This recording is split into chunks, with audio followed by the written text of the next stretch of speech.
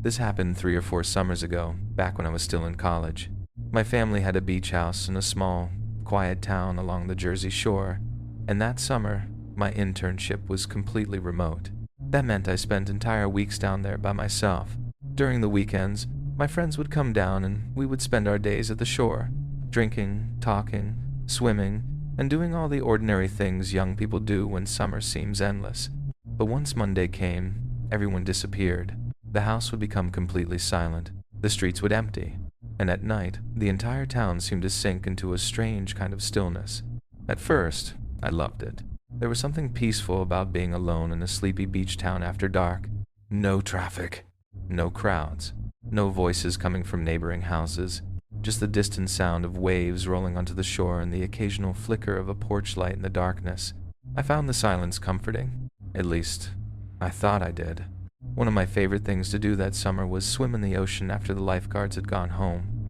I know that sounds reckless, and looking back, I realize how many things could have gone wrong. But I had been swimming competitively since before high school, and I trusted my abilities. Besides, the ocean wasn't nearly as cold at night as most people imagine. After sitting under the summer sun all day, the water could actually feel almost warm, so I had done it several times before. Nothing strange had ever happened. Until one particular night. It was a completely ordinary weekday, sometime after 10 in the evening, when I walked down toward the beach. The streets were deserted. Not just quiet, deserted. There wasn't a single person walking around. No cars passing. No voices. Nothing. But that was normal for the town during the week, so I didn't think much of it. I reached the beach, kicked off my shoes, and felt the cool sand underneath my feet.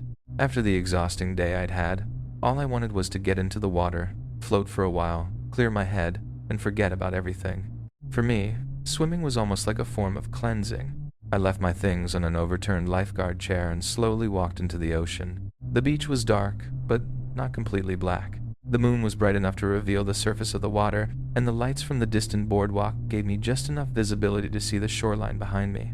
I swam out to roughly the same distance I normally did, maybe 50 yards from shore. Then I stopped. I turned onto my back and simply floated. Above me, the sky was perfectly clear.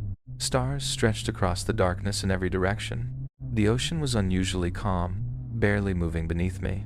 For several minutes, I forgot where I was. I forgot the beach.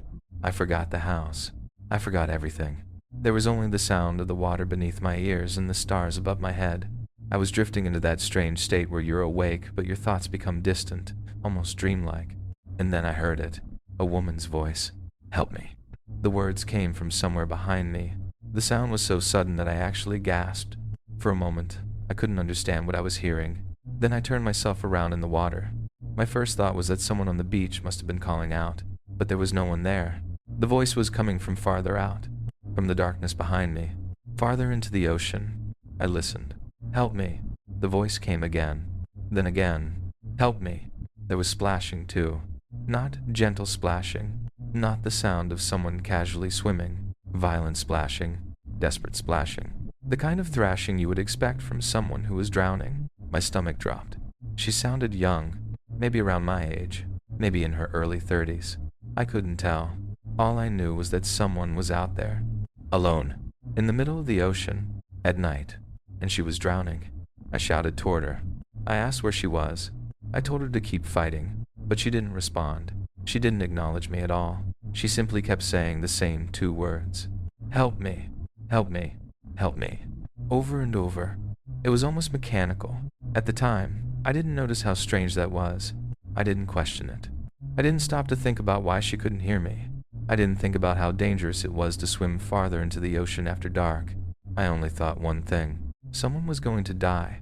So I started swimming. I pushed myself as hard as I could. The woman kept screaming somewhere ahead of me, and the sound seemed close enough that I was convinced I would reach her within minutes. But something was wrong. No matter how hard I swam, she never seemed to get any closer. I would cover what felt like a huge distance, yet her voice remained exactly where it had been. The splashing stayed the same. The screaming stayed the same. The distance stayed the same. I told myself the current must have been carrying her away at the same speed I was swimming toward her. That was the only explanation I could come up with. So I kept going. Faster. Harder. The thought of her drowning consumed everything else in my mind. I was no longer thinking rationally. I was chasing a voice through an ocean I couldn't see. Then, without warning, I became cold. Not normal cold. Not the kind of chill you get when you've been swimming for too long. This was different. It felt as if I had crossed an invisible boundary beneath the surface. One second the water felt tolerable. The next, it was freezing. The temperature seemed to drop several degrees all at once. That sudden cold snapped me out of the trance. And for the first time, I looked behind me. I saw the shoreline. My heart sank. The beach looked impossibly small. It was nothing more than a thin strip of sand in the distance.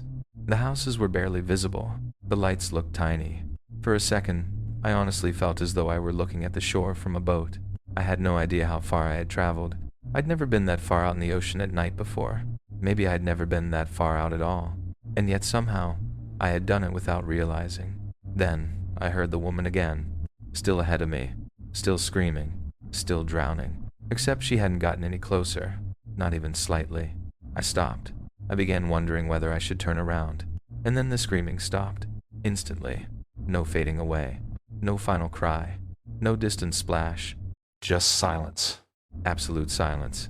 The ocean suddenly felt enormous. I was alone in the darkness with nothing around me except black water. I waited. Nothing. I was about to call out when I felt something deep inside me telling me not to. It wasn't a thought. It was more like an instinct. A warning. Something in me was screaming that I needed to leave. Now I couldn't explain why. But suddenly, I was terrified. I turned around and began swimming back toward shore. Almost immediately, I felt the current. It was pushing against me.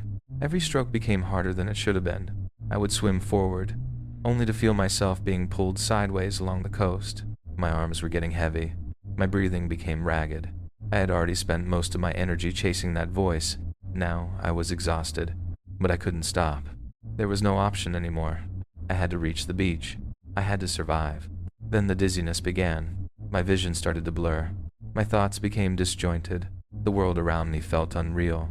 I was slipping into that same strange detached state again. And then something grabbed my ankle. I don't mean something brushed against my leg. I mean something grabbed me. It felt like a rope, a thick cord. It wrapped tightly around my ankle. And then it pulled. Hard I was dragged beneath the surface before I even had time to react. I swallowed a mouthful of seawater. Panic exploded through me. I kicked wildly. I couldn't see anything. I couldn't tell what had me. I only knew that something was pulling me downward. Deeper. Deeper. I fought with everything I had. For several terrifying seconds, I thought that was it. I thought I was going to disappear beneath the surface and never come back. Then, somehow, the grip loosened. I broke free. I shot back toward the surface, gasping for air. I didn't look down. I didn't want to know what had been holding me. I simply started swimming. I barely remember the rest. Everything became fragments. Black water. Burning lungs. The sound of my own breathing. The shoreline slowly getting larger. Then, suddenly, my hands touched sand. I dragged myself out of the ocean like someone crawling away from a fire. I didn't get far. My body gave out. I collapsed onto the beach and lay there, barely able to move, trying not to vomit. I had never been that close to dying before. Eventually, I managed to sit up. My head was pounding. My whole body was shaking. Then I looked at my ankle. There was a dark greenish mark wrapped completely around it. It looked almost like a bruise, except it wasn't a bruise. It was too clean, too precise. A perfect band encircling my ankle exactly where I had felt that thing grab me. I stared at it for a long time. Then I looked back toward the ocean. Nothing. No woman. No movement. No voice. No explanation. Just the endless black surface of the water. I didn't wait around to find one. I grabbed my things from the lifeguard chair and went home. That night, I slept for nearly 12 hours. When I woke up, the whole thing felt unreal, like a nightmare, like a fever dream. For the rest of that summer, I never went swimming at night again, but the memory wouldn't leave me. At first, I tried to convince myself there had been a rational explanation. Maybe there really had been a woman drowning. Maybe I had simply failed to reach her. Maybe she died out there. That possibility disturbed me more than anything else, because if that was what happened, then I had heard a real person begging for help and watched her disappear into the ocean. But as the weeks passed, that explanation became harder and harder to believe. I started remembering details I hadn't thought about immediately afterward. Her voice had sounded exactly the same every single time. Not similar. Exactly the same tone. the same rhythm, the same words. Help me. Nothing else. She never answered when I shouted. She never said my name. She never reacted to the fact that I was swimming toward her. And no matter how far I went, she never got closer. That was when another possibility began creeping into my mind. Maybe she hadn't been asking me to save her. Maybe she had been trying to make me follow her. And if so, where? And for what? But even that wasn't the worst part. The worst part was my ankle. That thing had grabbed me. I still don't know what it was. It wasn't seaweed. It didn't feel like seaweed. It felt solid. It felt deliberate. It wrapped around my ankle like something with purpose, and the mark remained for 2 entire days. I showered repeatedly. I scrubbed at it. Nothing helped. The greenish band stayed exactly where it had appeared. It didn't hurt. It didn't swell. It simply remained there, like a stain. One of my friends suggested that maybe someone had set some kind of elaborate trap, but the explanation made almost no sense. Why would anyone expect a stranger to be swimming alone in the ocean after 10 at night? Why would someone go through the trouble of creating a trap in the middle of open water? And more importantly, what had been pulling me downward? I eventually dismissed that explanation. It was simply too difficult to believe. I've never considered myself a believer in the paranormal. Even now, I don't like admitting that I think something supernatural may have happened to me, but I can't escape the feeling that whatever happened that night was not normal. Something was out there. Something hurt me. Something knew I was there. And something wanted me to keep swimming farther into the darkness. I don't know what would have happened if I had continued. I don't know what was waiting beyond the point where I finally turned around. And honestly, part of me doesn't want to know. Because sometimes the most terrifying thing about a story isn't discovering what the monster was. It's realizing that you may have been standing only inches away from it without ever seeing its face. That night changed the way I think about the ocean. It also changed the way I think about darkness. Because there are places where silence feels peaceful, and there are places where silence feels like something is listening. I learned the difference that night, and I have never forgotten it.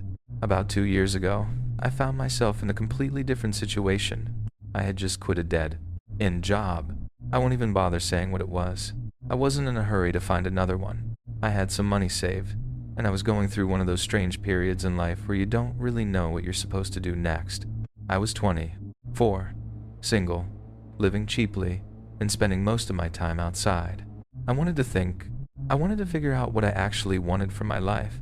My friend Peter was in almost exactly the same position. A few months earlier, he had dropped out of a master's program and started bartending while he tried to figure himself out. That summer, we spent a lot of time together. We drove around. We camped. We hiked. We explored places neither of us had ever bothered visiting before. Then one weekend, Peter suggested something that sounded harmless enough. We should camp overnight on a beach. It was his idea. I immediately agreed. Neither of us knew whether sleeping on the beach was actually legal, so we decided to avoid the popular areas. No boardwalks, no crowds, no tourists, no bright lights. We both lived about 20 minutes inland, so there were plenty of quiet beaches within driving distance. Eventually, we chose a random stretch of coastline about an hour away. It was a narrow, isolated beach in a residential area. The houses were set far back from the water, and we assumed the only people who ever came down there were the residents themselves. Nobody would notice us. Nobody would bother us. Peter had been to the general area during the daytime before. Not this exact section, but close enough. He told me it felt private, so we went. We arrived in the late afternoon and started setting everything up.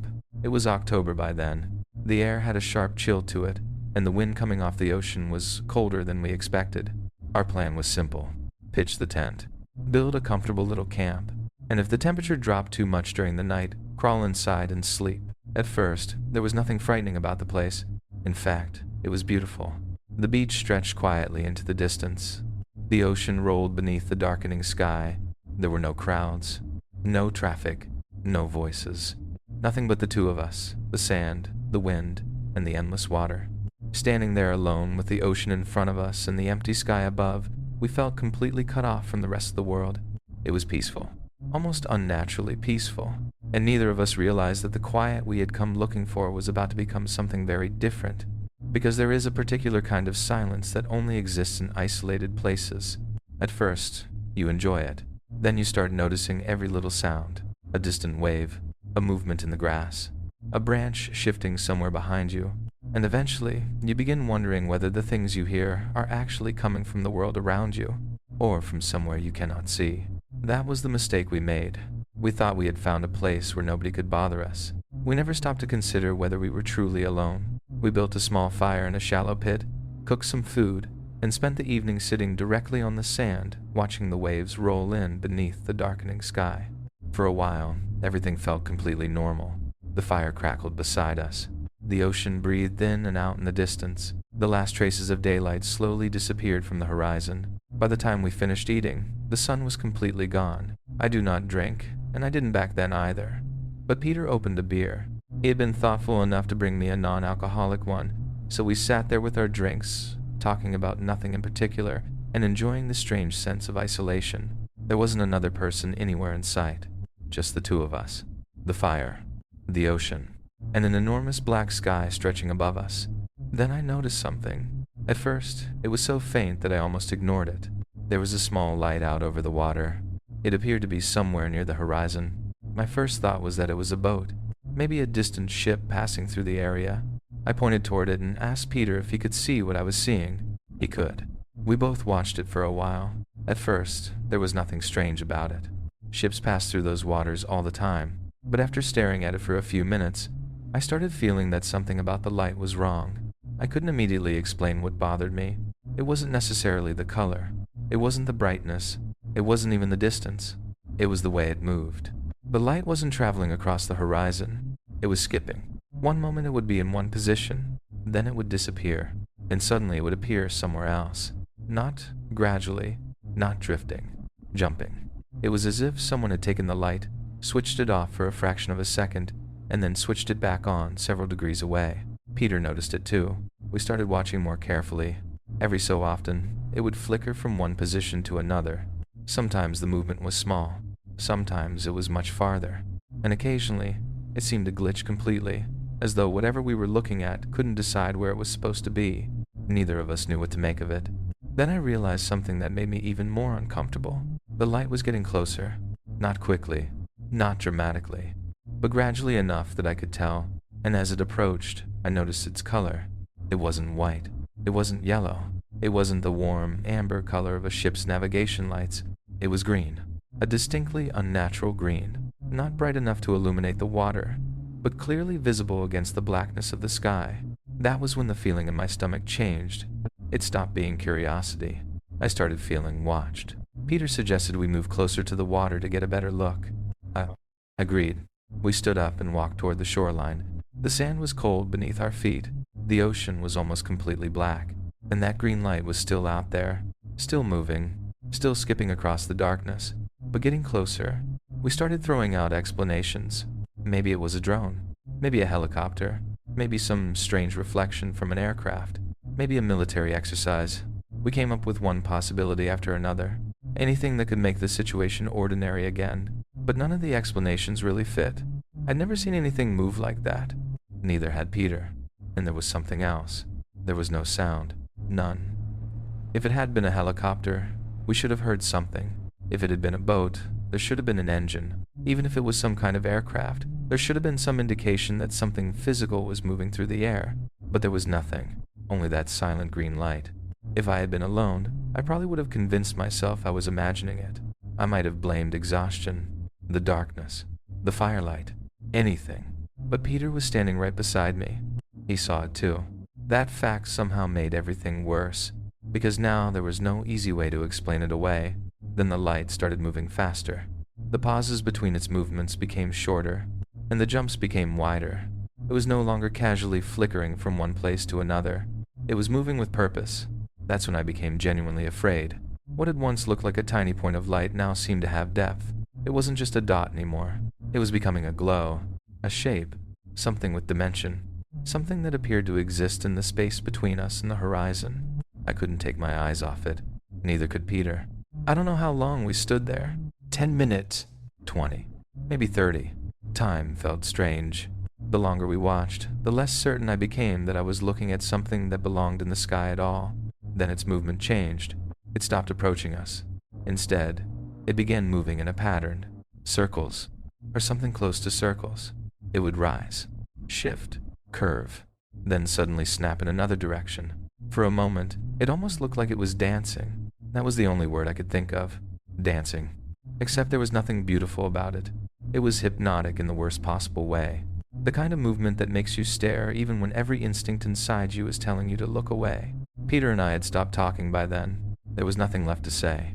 We were both watching the same impossible thing. Then, without warning, the light vanished. It didn't move away. It didn't fade into the horizon. It didn't become smaller. It simply disappeared, like someone had clicked a switch. Gone. The darkness rushed back into the space where it had been. Peter and I stood there staring at the empty horizon. Neither of us spoke. We waited. A minute passed. Then another. We kept expecting the green light to appear again. It didn't. Peter wanted to stay.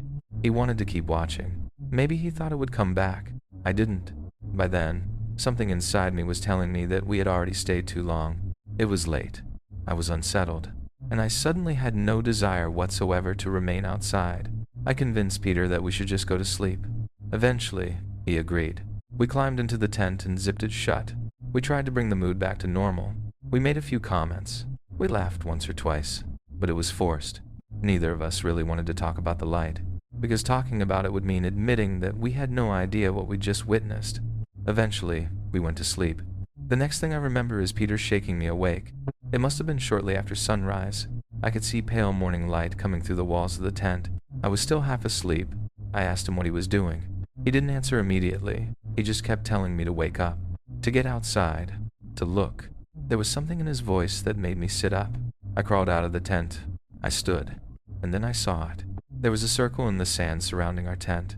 Not a faint line, not footprints. A trench.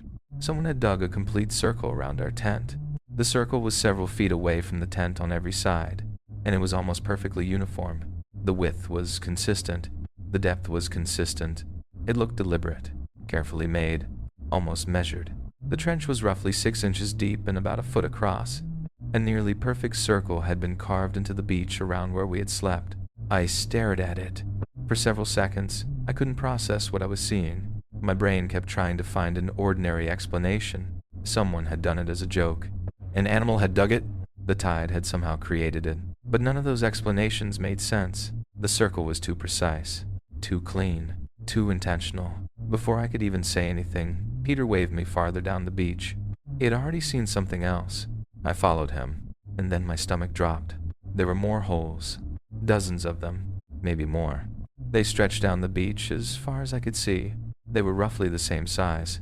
Each one had been dug into the sand at irregular intervals. Some were close together. Others were separated by much larger distances. There was no obvious pattern, no recognizable shape, no reason for any of them to be there. But they kept going, farther, and farther, and farther. The beach seemed to be covered in them. I stood there, trying to understand how anyone could have done all of that. If a person had dug those holes by hand, it would have taken an absurd amount of time. Hours. Possibly longer. And yet, we had been sleeping there, only a few feet away. How had we not heard anything? How had we not heard someone walking around our tent? How had we not heard the sound of sand being dug up? That thought made the hair on my arms stand up. Then Peter pointed toward one of the holes. He told me to look closely. I crouched down. At first, I didn't see anything unusual. Then I noticed the color. The sand inside the hole was green. Not bright green. Not glowing. Just slightly discolored. A strange green tint that was easy to miss if you weren't looking directly at it. But once I noticed it, I couldn't stop seeing it. There were other holes with the same discoloration. Green sand, all over the beach. I remember feeling confused before I felt frightened. I didn't understand how sand could suddenly be green. I reached down. I wanted to touch it. I wanted to feel whether it was wet, sticky, warm, anything. But before my fingers reached the sand, Peter shouted at me, "Stop!" I turned around. He looked genuinely terrified. Not nervous. Not curious. Terrified. He told me I would be insane to touch it. I asked him why. He couldn't really explain. He just kept insisting that I leave it alone. Normally, I probably would have laughed, but seeing Peter like that changed everything. He wasn't the kind of person who scared easily, and now he was staring at those holes as though he was afraid something might come out of one of them. I slowly pulled my hand away. Then I looked around. The beach suddenly didn't feel peaceful anymore. It felt exposed. We were standing in the middle of something we didn't understand. The ocean was behind us. The holes stretched in both directions. Our tent sat inside that perfect circle, and scattered across the sand were these strange green stains. That was when I felt it. A deep, instinctive feeling in my stomach. The same kind of feeling you get when you realize you are somewhere you shouldn't be. Nothing was attacking us. Nobody was standing nearby. There was no obvious threat. And yet every part of me wanted to leave. Immediately, so we did. We started packing. Neither of us talked much. We didn't need to. I think we were both trying to convince ourselves that we were overreacting. After all, there was no person standing there. No animal, no weapon, nothing chasing us. There were just holes in the sand, a strange circle around our tent, and patches of green discoloration. That was all. But sometimes fear doesn't need to show you a monster.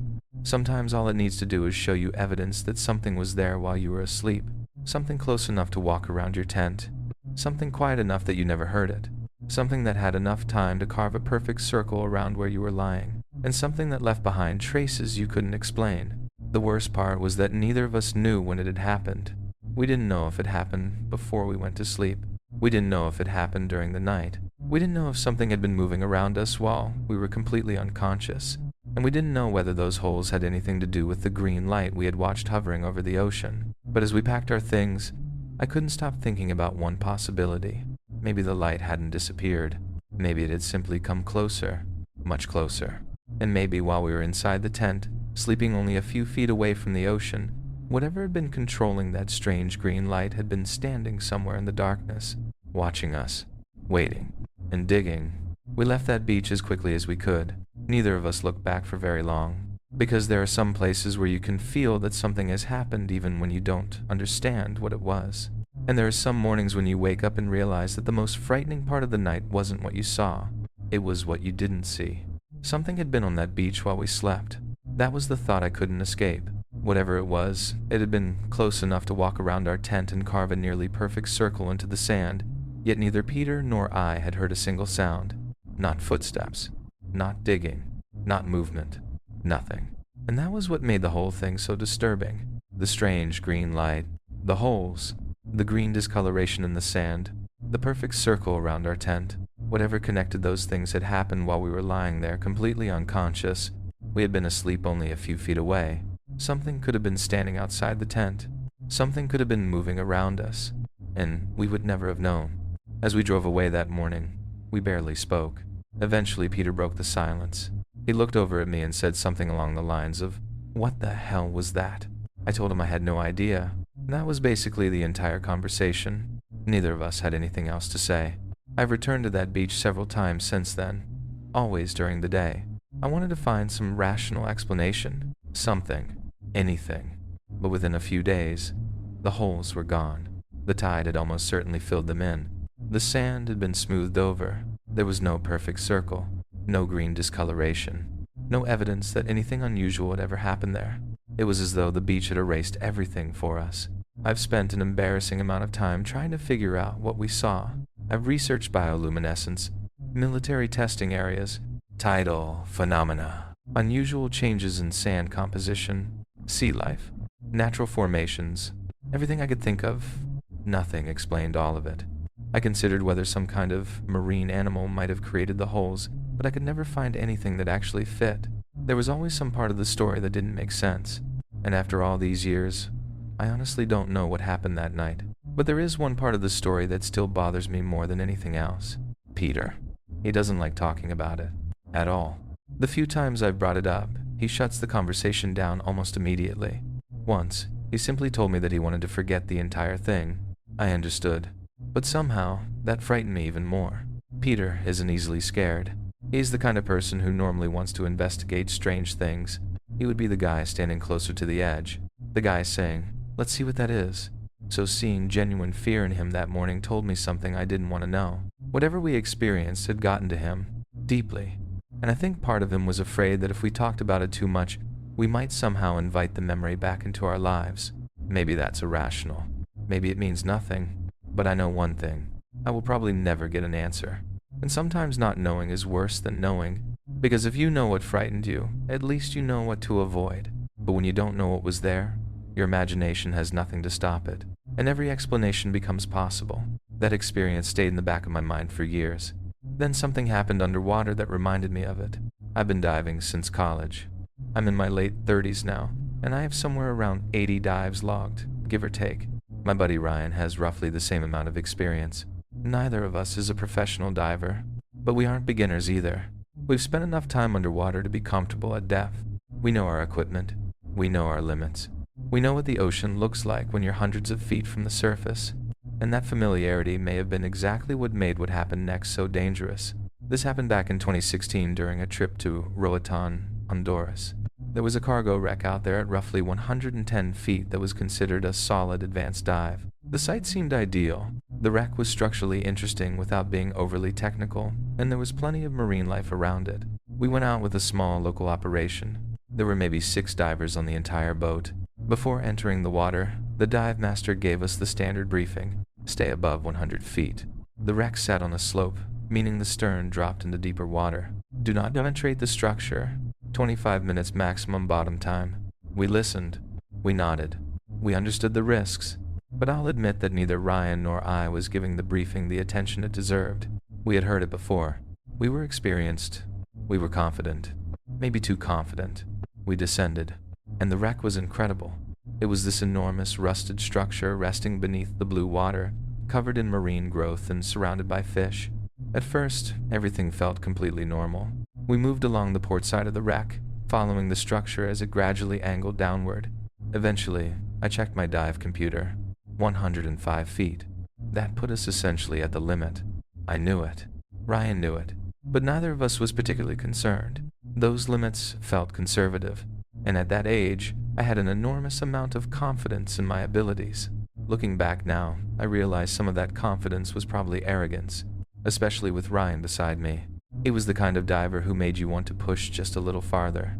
We continued toward the stern. Then I noticed something interesting.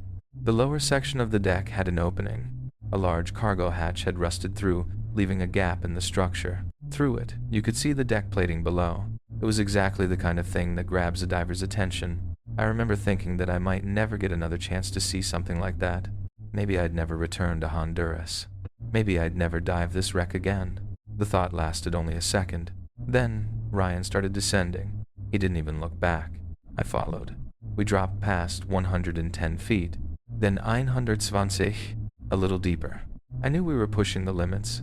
I knew the dive plan. I knew exactly what the numbers on my computer meant. But the wreck had pulled us in, and Ryan was already ahead of me. Besides, splitting up at that depth would arguably have been more dangerous than staying together. So I kept going. We reached roughly 120 feet and descended slightly farther. Then Ryan suddenly stopped. He hovered completely still. For several seconds, he didn't move. Then he turned toward me and gave me a signal. He pointed toward the deck. Inside the opening, I swam over.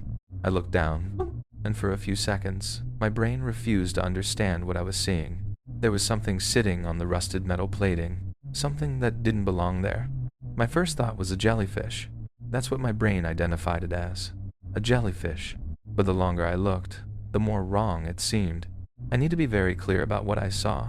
It was bright yellow, not dull yellow, not brownish yellow, not the muted color you might expect from something living underwater.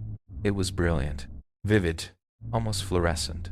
It looked like it was producing its own light, and that should not have been possible. Anyone who has spent enough time below 100 feet understands how strange that color would be. At depth, the water filters out warmer wavelengths of light. The world becomes blue, green, gray. If you held something red in front of your face at around 130 feet, it could appear almost completely gray. Yet this thing was screaming yellow. It looked like a tiny source of sunlight sitting on the wreck, and somehow, that wasn't what frightened me. Not yet.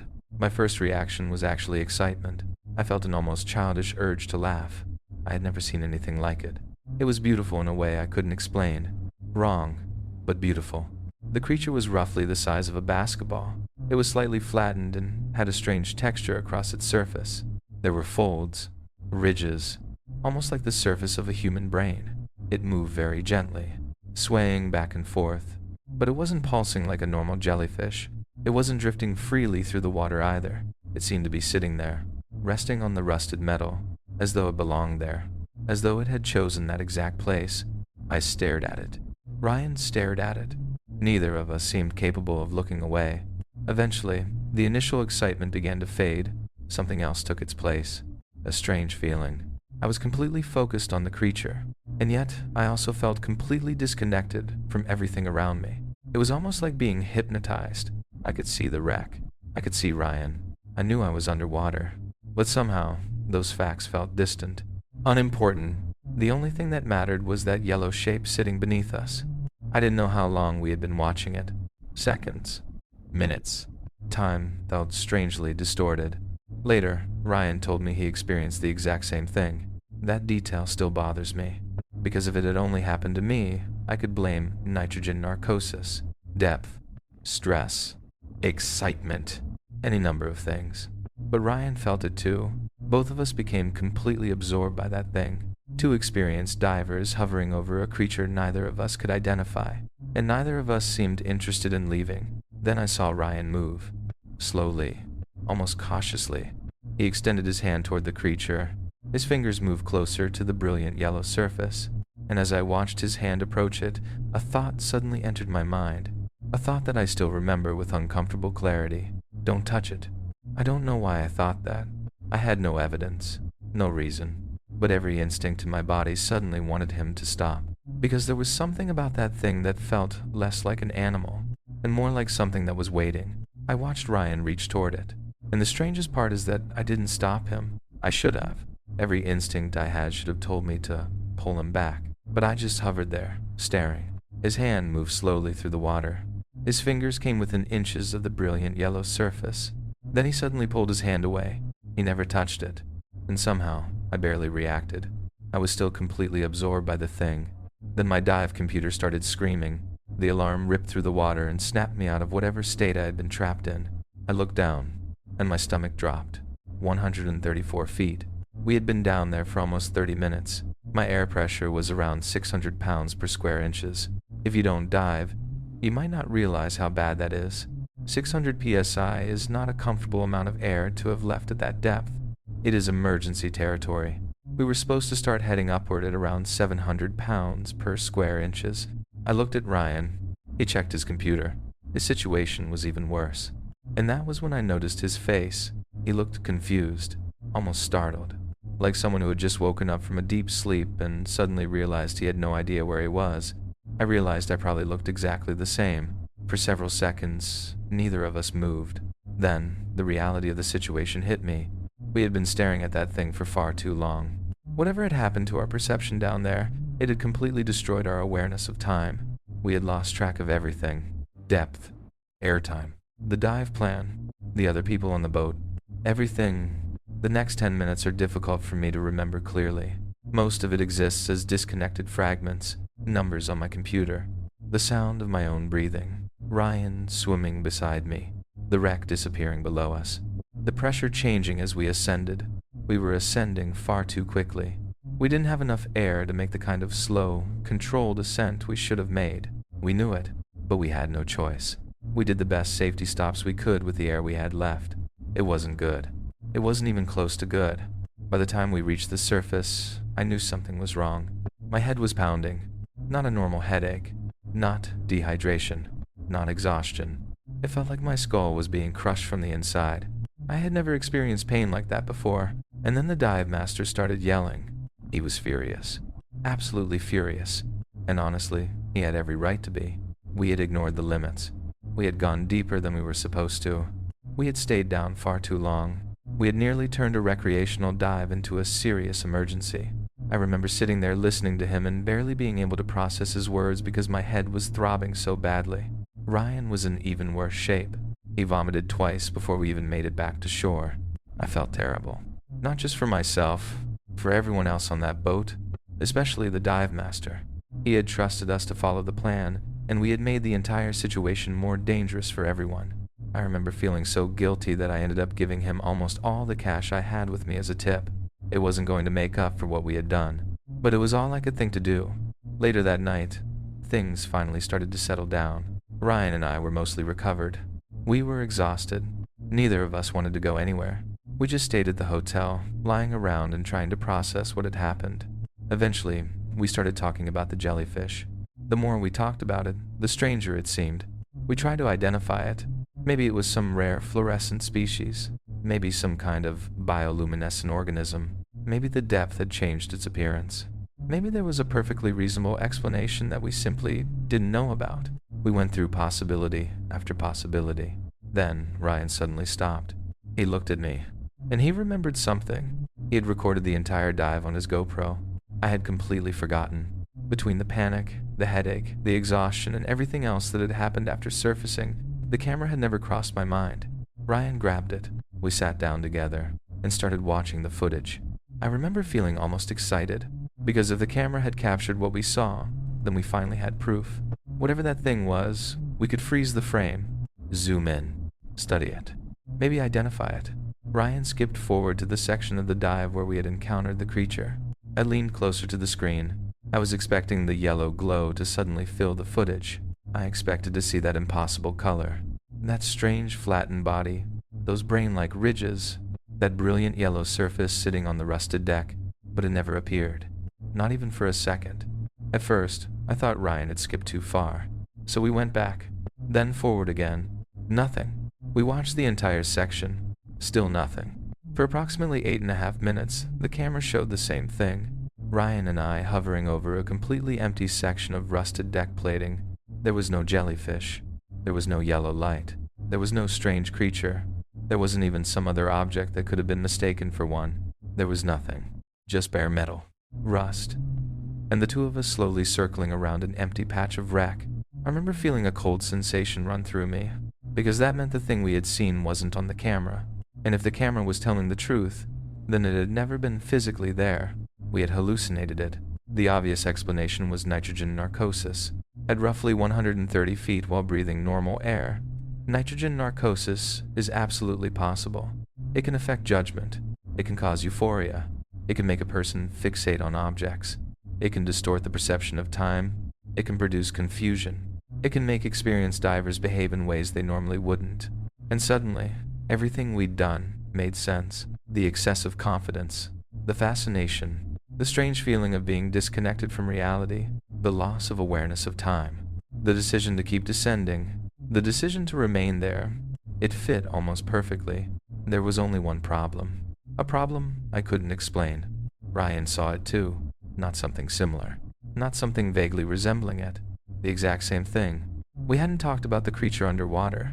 Obviously, we couldn't have. But later, when we separately described what we remembered, the details matched.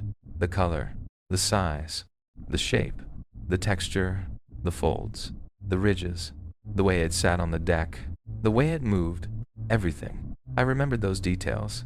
Ryan remembered those details, and we had never discussed them before describing them. That is what bothered me. Nitrogen narcosis doesn't normally work like that. Two divers can be affected by narcosis at the same depth and experience completely different symptoms. One might feel euphoric. Another might become anxious. One might become confused. Another might become unusually confident.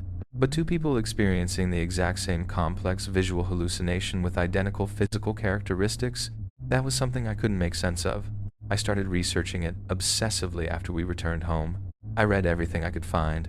Medical explanations, diving reports, accounts of nitrogen narcosis, deep water hallucinations, rare marine organisms, shared perceptual experiences.